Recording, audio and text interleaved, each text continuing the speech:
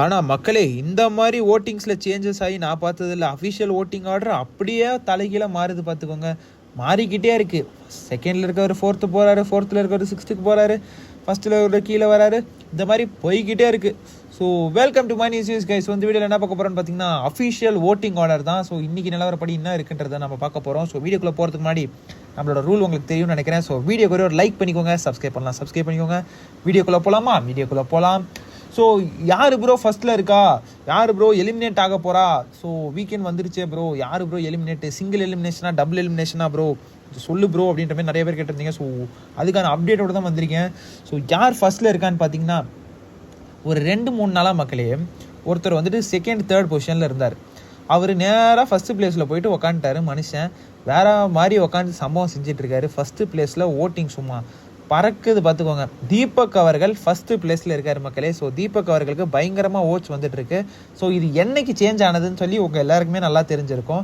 அந்த டாஸ்க் வந்துட்டு அந்த அலையன்ஸ் போட்டு ஒரு டாஸ்க் ஆடினாங்க இல்லையா, அந்த டாஸ்கில் வந்துட்டு நம்ம அருண் அவர்களுக்கு வந்துட்டு நம்ம முத்துவை வந்துட்டு நம்ம அருண் வந்துட்டு பேக் ஸ்டாப் பண்ணியிருப்பார். அந்த மேட்டரில் உடனே அடுத்த ரவுண்டே வந்துட்டு நம்ம தீபக் அவர்கள் போயிட்டு அருணை வந்துட்டு அந்த கேம்லேருந்து தூக்கியிருப்பார். ஸோ அந்த டைமில் முத்துக்குமரன் ஃபேன்ஸ்லாம் பயங்கர சந்தோஷமாகி ஸோ தீபக் சப்போர்ட் பண்ண ஆரம்பித்தாங்க. ஸோ அதுக்கோட வெளிப்பாடுன்னு தான் நான் இது நினைக்கிறேன். ப்ளஸ் தீபக்குமே பெரிய ஃபேன் பேஸ் ஒன்று இருக்குது. ஸோ அதனால தீபக் அவர்கள் ஃபஸ்ட்டு இடத்துல இருக்கார். ஸோ செகண்ட் பிளேஸில் யார் இருக்கான்னு பார்த்தீங்கன்னா செகண்ட் பிளேஸ் தான் மக்களே சேஞ்ச் ஆகிக்கிட்டே இருக்குது. ஸோ நேற்று காலையில் நிலவரப்படி வந்துட்டு நம்ம விஷால் வந்துட்டு செகண்ட் பிளேஸில் இருந்தார். இப்போ வந்து நம்ம ராணவ் அவர்கள் செகண்ட் பிளேஸ்க்கு வந்திருக்கிறார். ஸோ ராணவ் வேறு மாதிரி ஃபயர் பண்ணிகிட்டு இருக்காரு. ராணவ் அவர்கள் செகண்ட் பிளேஸில் இருக்கார் பார்த்துக்கோங்க. ராணவுக்கு எங்கேருந்துப்பா ஓட்டு வருது அப்படின்னு நீங்கள் கேட்குறது எனக்கு புரியுது. எனக்கும் தெரில மக்கள் எங்கேருந்து தான் ஓட்டு வருதுன்னு தெரில. ஆனால் அஃபிஷியலில் எப்பயுமே டாப் 3 டாப் 4 தான் இருக்கார் மனுஷன். ஸோ ராணவ் அவர்கள் செகண்ட் பிளேஸில் இருக்கார். அப்போ ஃபைனலுக்கு வந்துடுவாராப்பா, அப்போது டைட்டில் வின்னர் நம்ம ராணவ் தானா, சும்மா எல்லாரும் சொல்லிட்டு இருக்காங்களே அது உண்மையாயிடும் போலே அப்படின்ற மாதிரி தான் இருக்குது. ஸோ ராணவ் அவர்கள் செகண்ட் பிளேஸில் இருக்கார் பார்த்துக்கோங்க. ஃபர்ஸ்ட் பிளேஸில் தீபக், செகண்ட் பிளேஸில் ராணவ், தேர்ட் பிளேஸில் யார் ப்ரோ அப்படின்னு நீங்கள் கேட்குறது எனக்கு புரியுது. தேர்ட் பிளேஸில் யாருன்னா நம்ம வேறு யாரும் கிடையாது, நம்ம விஜய் விஷால் தான். விஷால் அவர்களுக்கு ஓட்ஸ் வந்தது அன்எக்ஸ்பெக்டடாக இருந்திருக்கும், எனக்குமே அன்எக்ஸ்பெக்டடுங்க. ஸோ அவருக்கு வந்துட்டு அந்த சிம்பத்தி ஓட்ஸ், அப்புறம் வந்துட்டு அவர் அந்த நேற்று அடி வேற பட்டுச்சு இல்லையா, இதையும் நம்ம மறந்துட்டோம். நேற்று வந்து அந்த ட்ரம் டாஸ்கில் பயங்கரமாக அடிபட்டு ஹாஸ்பிட்டலுக்குலாம் போயிட்டு செக்லாம் பண்ணிவிட்டு கூப்பிட்டு வந்தாங்க.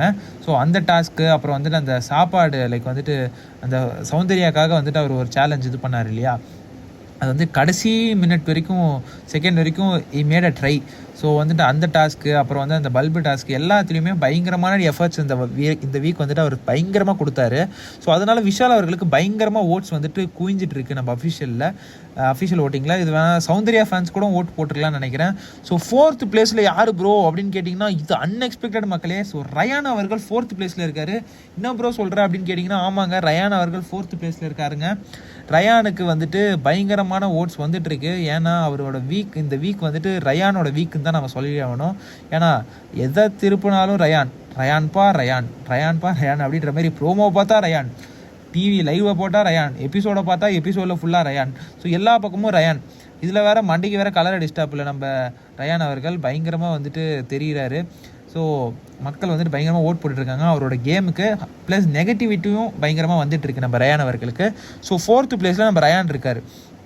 ப்ரோ எங்கே ப்ரோ ஜாக்லினை காணோம் அப்படின்னு நீங்கள் கேட்குறது புரியுது. ஃபிஃப்த்து பிளேஸ்க்கு நம்ம ஜாக்லின் தள்ளப்பட்டாங்க. ஸோ நேற்று காலையில் படி நமக்கு ஜாக்லின் வந்து தேர்ட் பிளேஸில் இருந்தாங்க, இப்போ ஃபிஃப்த்து பிளேஸுக்கு போயிட்டாங்க. ஸோ ஜாக்லின் அவர்கள் கொஞ்சமாக ஓட்ஸ் பயங்கரமாக ட்ராப் ஆக ஆரம்பிக்குது. ஏன்னா இந்த வீக் அவங்க பயங்கரமாக சொதவிட்டாங்க, ஒன்றுமே ஒழுங்காக பண்ணல, ஃபுல் நெகட்டிவ் ஆகிடுச்சு. ஸோ அதனால் வந்துட்டு அவங்களுக்கு ஓட்ஸே வர மாட்டேங்குது. ஜாக்லின் ஃபேன்ஸ் இருந்தீங்கன்னா ஓட்டை போடுங்க, தெரிக்க விடுங்க. ஏன்னா ஜாக்லினுக்கு வந்துட்டு பயங்கரமாக ஓட்ஸ் கம்மியாக இருக்குது. ஃபிஃப்த்து பிளேஸுக்கு வந்துட்டாங்கன்னா ஜாக்லின். ஸோ டேஞ்சர் ஜோனுக்கு போகிறதுக்கு கூட ஹை சான்சஸ் இருக்குது. ஏன்னா அப்படி தான் தெரியுது. இந்த 13th வீக் 14th வீக் வந்தாச்சு. ஸோ அதனால் வந்துட்டு எப்பயுமே அன்ஃபேர் எவிக்ஷன் பண்ணுவாங்க இல்லையா, நாம் தான் எது இருந்தாலும் நம்ம தைரியமாக இருக்கணும், ஜாக்கிரதையாக இருக்கணும். ஸோ ஜாக்லின் ஃபேன்ஸ் எல்லாரும் ஓட்டு போடுறதுனா ஓட்டு போட்டுருங்க. ஏன்னா ஃபிஃப்த்து பிளேஸ்க்கு வந்துட்டாங்க நம்ம ஜாக்லின். ஸோ சிக்ஸ்த்து பிளேஸில் யார் இருக்கான்னு பார்த்தீங்கன்னா நம்ம அருண் அவர்கள் இருக்கார். அருண் அவர்கள் பெருசாக சொல்கிற மாதிரி இல்லைங்க, நான் ஆல்ரெடி சொன்ன மாதிரி தான். அவர் பாட்டு சைலண்ட்டாக இருக்காப்புல, அவர் பாட்டு கேம் ஆடுறாப்புல, ரொம்ப வந்துட்டு அக்ரெசிவாக திட்டுறது, சண்டைக்கு போகிறது, அந்த மாதிரிலாம் மாக் பண்ணுறது அதெல்லாம் வந்துட்டு பண்ணிகிட்டு இருந்தார். நம்ம விஜய் சொன்னதுக்கப்புறம் அது வந்துட்டு அது எல்லாத்தையும் குறைச்சிக்கிட்டாரு நம்ம அருண் அவர்கள். ஸோ அவர் வந்துட்டு இப்போ ஓகே கரெக்டாக தான் இருக்கார். நம்ம அருண் அவர்கள் ஃபைனாக தான் இருக்கார். ஸோ அருணுக்கு அடுத்து நம்ம பவித்ரா ஜனனி வந்துட்டு 7th பிளேஸ்க்கு வந்துட்டாங்க. ஸோ பவித்ரா ஜனனியுமே கீழே வந்துட்டாங்க பார்த்துக்கோங்க. Pavithra is also in danger. Pavithra, Arun, Jacqueline. So பயங்கரமாக இருக்குது. அன்ஃபேர் எவிக்ஷன் தான் போலியே அப்படின்னு எல்லாருமே கேட்குறீங்க. பட் நான் என்னோட கெஸ் வந்துட்டு ரைட்டாக இருக்கான்னு பார்ப்போம். நான் வந்துட்டு 3 நாள் முன்னாடியே என்னோட கெஸ்ஸை சொல்லிட்டேன். மஞ்சரி அவர்கள் தான் எவிக்ட் ஆகிறதுக்கு ஹை சான்சஸ் இருக்குன்னு. உங்களோட கெஸ் என்னன்றதை மறக்காமல் கமெண்ட் பண்ணுங்கள். ஸோ பவித்ரா அவர்கள் வந்து 7th பொசிஷனில் இருக்காங்க. 8th யார் ப்ரோ அப்படின்னு கேட்டிங்கன்னா லாஸ்ட் பொசிஷன் உங்கள் எல்லாருக்குமே தெரிஞ்சிருக்கும். மஞ்சரி அவர்கள் ஓச்சே இல்லைங்க. சுத்தமாக மஞ்சரி அவர்களுக்கு ஓட்டே கிடையாது. ஏன் ஓட்டு இல்லைன்றது எனக்கு தெரியல. ஸோ ஒரே எவிக்ஷனாக இருந்தால் கண்டிப்பாக 2 எவிக்ஷன் இருக்கும். ஸோ மஞ்சரி அவர்கள் கண்டிப்பாக எவிக்ட் ஆவாங்கன்ற மாதிரி என்னோட கெஸ்ஸு. ஸோ உங்களோட கெஸ் என்னன்றதை மறக்காம கமெண்ட்ஸில் கமெண்ட் பண்ணுங்கள். ஸோ இதுதான் மக்களே ஓட்டிங் ஆர்டரு. ஸோ யார் எவிக்ட் ஆவாங்க, ஒரு எவிக்ஷனாக இருந்தால் யார் எவிக்ட் ஆவாங்க, 2 எவிக்ஷன் இருந்தால் யார் எவிக்ட் ஆவாங்கன்றத மறக்காம கமெண்ட்ஸில் கமெண்ட் பண்ணுங்கள். வீடியோ பிடிச்சிருந்தா ஒரு லைக் பண்ணுங்கள், சப்ஸ்கிரைப் பண்ணுங்கள். அடுத்த வீடியோவில் சந்திக்கலாமா? அடுத்த வீடியோவில் சந்திக்கலாம். நன்றி.